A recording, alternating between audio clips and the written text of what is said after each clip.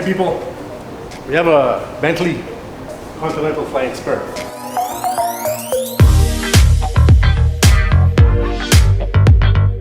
It came in with the suspension completely wasted, like on the floor. Very common problem with these cars. It has air suspension. The front struts, they blow out or they start to leak and you have to replace the whole strut. It's very common. And while you're there, you're gonna have to replace control arms, the ball joints, a bunch of stuff. And this car is very heavy, so it happens every, I don't know how many years, but it's pretty common. So what happens is the springs, here we go with the springs. This is it. It has airbags in it. The airbags start to leak, the car drops on the floor and becomes undrivable, so it has to be towed. So we replace this entire unit right here.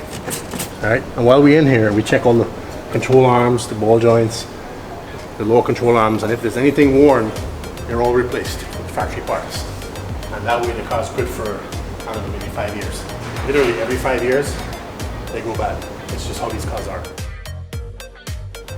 So if you like this video, there's more here. Don't forget to hit the subscribe button right here.